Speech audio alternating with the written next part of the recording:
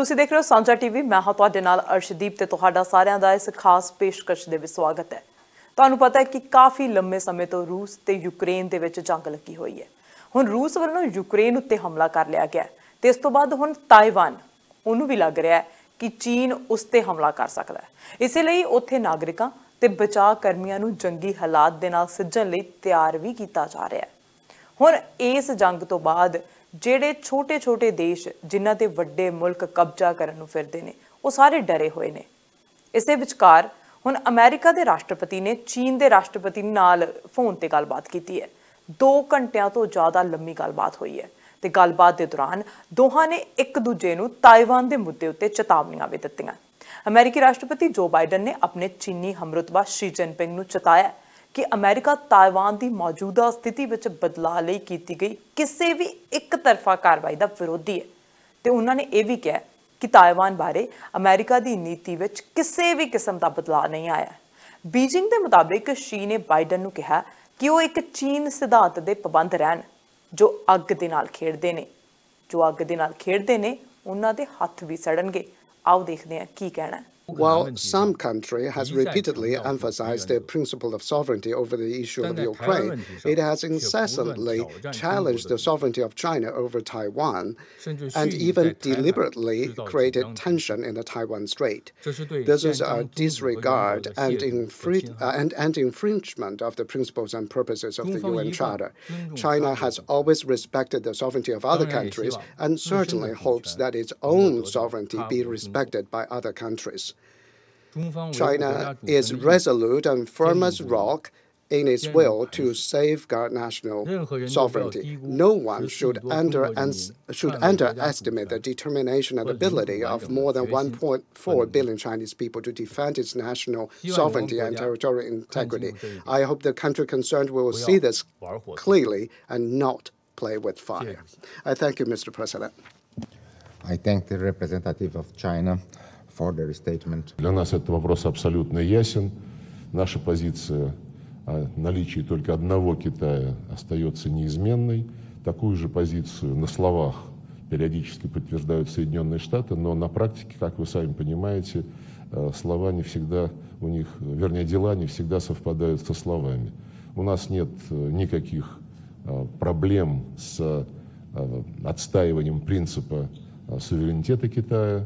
И мы исходим из того, что никаких раздражителей, никаких провокаций, которые могут эту ситуацию обострить, предприниматься не будет. ਦੋਹਾਂ ਦੇਸ਼ਾਂ ਦੇ ਦਰਮਿਆਨ America the house of representative ਉਹਨਾਂ ਦੇ ਸਪੀਕਰ ਨੈਂਸੀ ਪੈਲੋਸੀ ਉਹ ਤਾਇਵਾਨ ਦੇ ਦੌਰੇ ਦੀ ਕਥਿਤ ਅਫਵਾਹ ਉੱਡਣ ਤੋਂ ਬਾਅਦ ਸ਼ੁਰੂ ਹੋਇਆ।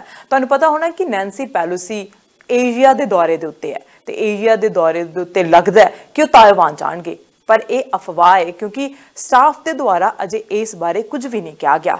ਅਮਰੀਕੀ ਵਿਦੇਸ਼ ਮੰਤਰਾਲੇ ਨੇ ਹਾਲਾਂਕਿ ਕਿਹਾ ਕਿ ਪੈਲੋਸੀ ਨੇ ਅਜਿਹਾ ਕੋਈ ਐਲਾਨ ਹੀ ਨਹੀਂ ਕੀਤਾ। ਫਿਰ ਉਧਰੋਂ ਜੌਨ ਕਿਰਬੀ ਨੇ ਅੱਜ ਹੀ ਪ੍ਰੈਸ ਕਾਨਫਰੰਸ ਕੀਤੀ ਹੈ। ਉਹਨਾਂ ਨੇ ਪ੍ਰੈਸ ਕਾਨਫਰੰਸ ਕਰਕੇ ਕਿਹਾ ਕਿ ਪੈਲੋਸੀ ਨੂੰ ਤਾਇਵਾਨ ਵਿਜ਼ਿਟ ਕਰਨ ਦਾ ਪੂਰਾ ਅਧਿਕਾਰ ਹੈ, ਪਰ ਫਿਰ ਵੀ ਫਿਲਹਾਲ ਉਹਨਾਂ ਦੀ ਅਜਿਹੀ ਕੋਈ ਯੋਜਨਾ ਹੀ ਨਹੀਂ ਹੈ ਜਿਸ ਤੇ ਚੀਨ ਸਵਾਲ ਖੜੇ ਕਰ ਰਿਹਾ ਹੈ।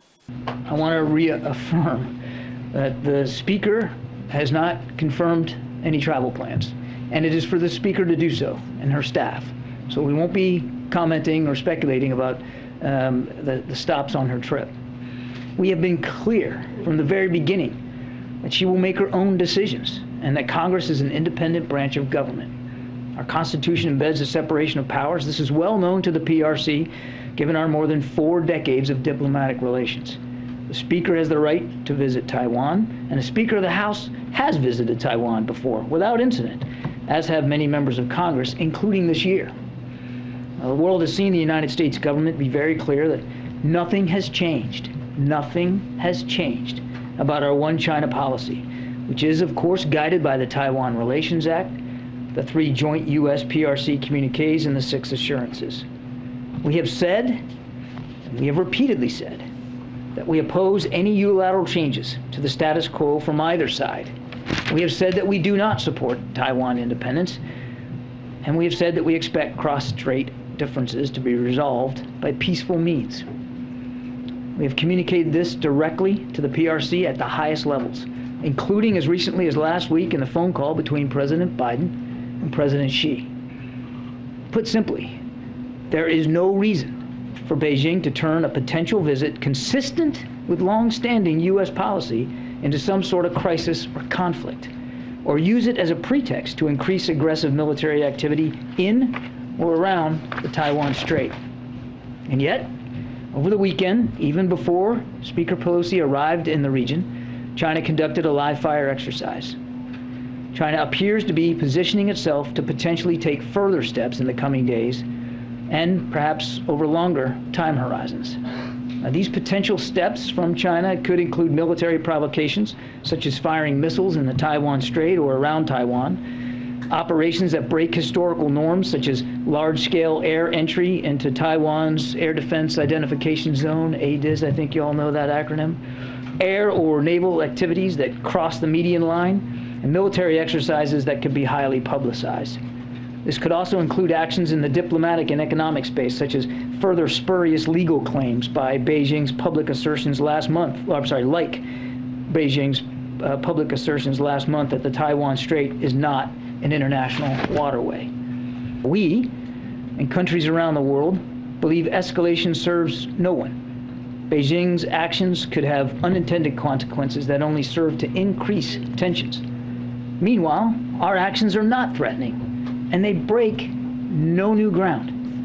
Nothing about this potential visit, which, oh, by the way, has precedent, would change the status quo.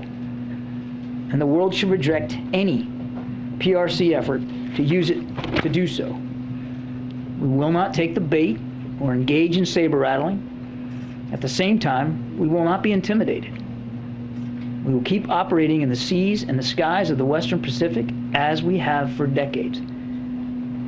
We will continue to support cross-strait peace, stability, support Taiwan, of course, defend a free and open Indo-Pacific, and we're still going to seek to maintain lines of communication with Beijing. All of that is important, and all of it is preserving the status quo. We expect to see Beijing continue to use inflammatory rhetoric and disinformation in the coming days. The United States, by contrast, will act with transparency. We'll stand up here, we'll answer your questions, we'll give you the facts. We are also committed to keeping open lines of communication with Beijing, as I said. This is what the world expects of not just the United States, but of China. And we encourage Beijing to keep that commitment as well. जबकि चीन ने चेतावनी दी है जो अजिहा करनगे ਤਾਂ ਇਸ ਦੇ ਸਿੱਟੇ ਗੰਭੀਰ ਨਿਕਲਣਗੇ।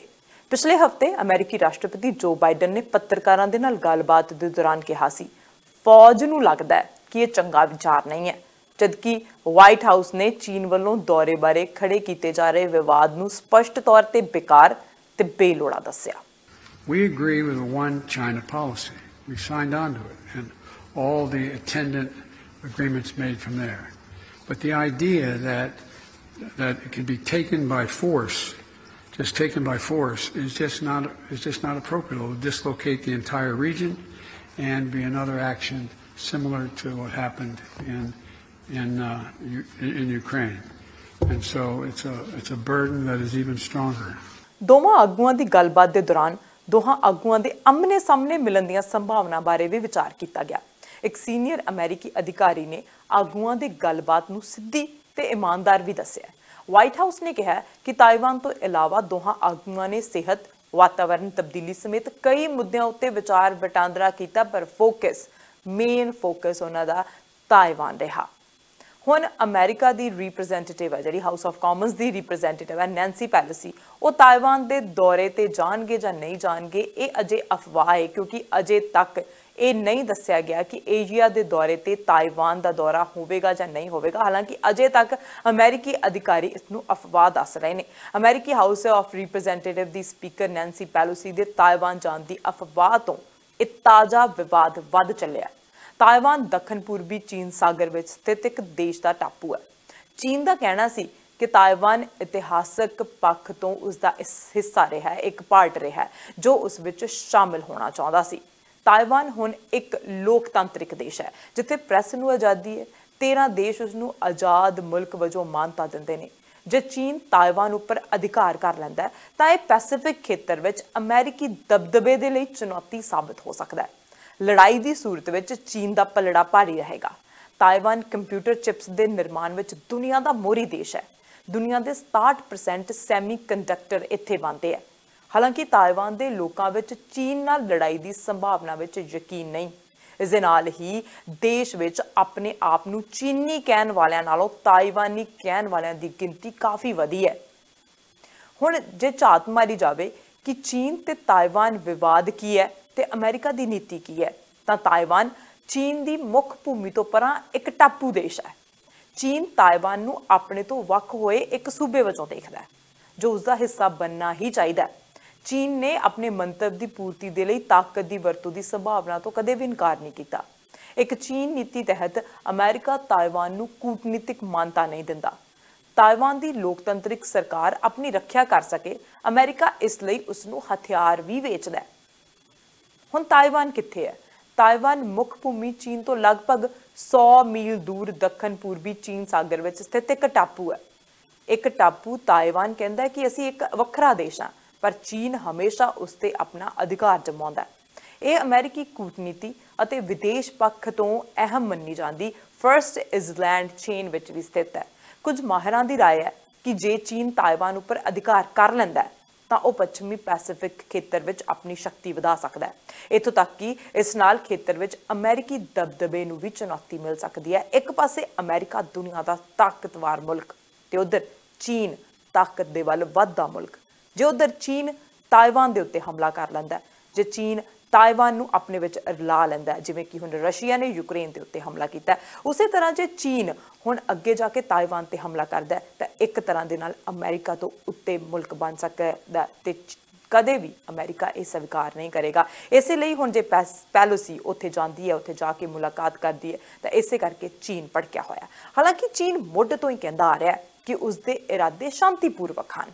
ਅਜੇ ਉਹ ਜੰਗ ਦੀ ਸੰਭਾਵਨਾ ਨੂੰ ਉੱਤੇ ਮੋਹਰ ਨਹੀਂ ਲਗਾ ਰਹੇ, ਪਰ ਫਿਰ ਵੀ ਅੱਗੇ ਚੱਲ ਕੇ ਜੇ ਇਸੇ ਤਰ੍ਹਾਂ ਦਬਦਬਾ ਵੱਧਦਾ ਰਿਹਾ ਤਾਂ ਹੱਲਾ ਬੋਲਿਆ ਜਾ ਸਕਦਾ ਹੈ। ਕੀ ਤਾਇਵਾਨ ਹਮੇਸ਼ਾ ਤੋਂ ਆਜ਼ਾਦ ਦੇਸ਼ ਰਿਹਾ? ਹਰ ਕਿਸੇ ਦੇ ਮਨ ਦੇ ਵਿੱਚ ਇਹ ਸਵਾਲ ਆਉਂਦਾ ਹੈ।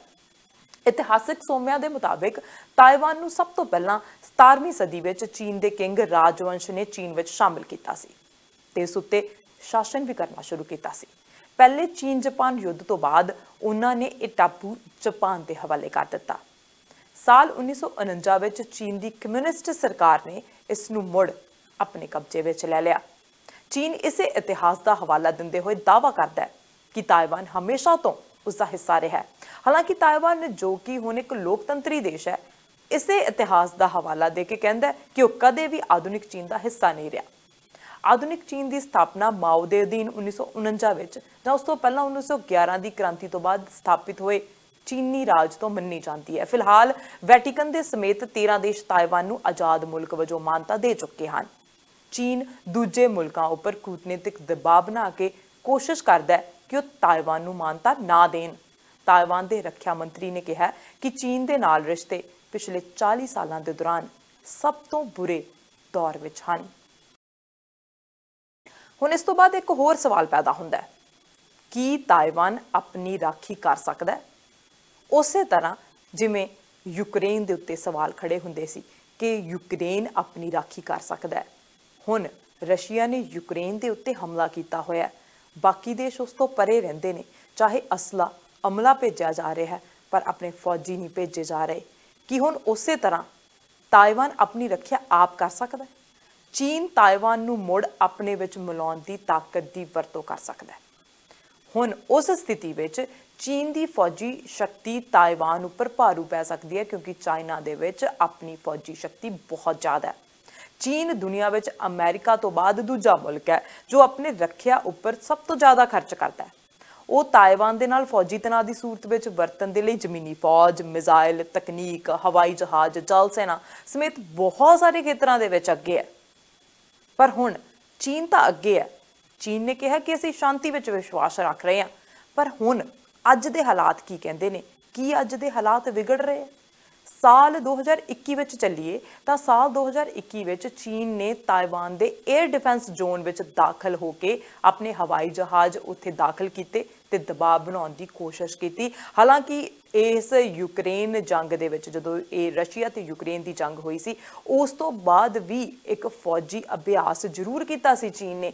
ਤਾਇਵਾਨ ਦੇ ਉੱਤੇ ਆਪਣੇ ਜਹਾਜ਼ ਮੰਡਰਾਉਣੇ ਸ਼ੁਰੂ ਕਰ ਦਿੱਤੇ ਸੀ। ਇੱਕ ਤਰ੍ਹਾਂ ਦੀ ਧਮਕੀ ਦੇਣ ਦੀ ਕੋਸ਼ਿਸ਼ ਕੀਤੀ ਸੀ ਕਿ ਜੇ ਰਸ਼ੀਆ ਯੂਕਰੇਨ ਨੂੰ ਆਪਣੇ ਵਿੱਚ ਰਲਾ ਸਕਦਾ ਤਾਂ ਚਾਈਨਾ ਵੀ ਇੱਕ ਦਿਨ ਤਾਇਵਾਨ ਨੂੰ ਆਪਣੇ ਵਿੱਚ ਰਲਾ ਸਕਦਾ ਹੈ। ਤਾਇਵਾਨ ਨੇ ਆਪਣੇ ਹਵਾਈ ਖੇਤਰ ਵਿੱਚ ਚੀਨੀ ਜਹਾਜ਼ਾਂ ਦੀ ਘੁਸਪੈਠ ਬਾਰੇ ਸਾਲ 2020 ਵਿੱਚ ਅੰਕੜੇ ਵੀ ਜਨਤਕ ਕੀਤੇ ਸੀ।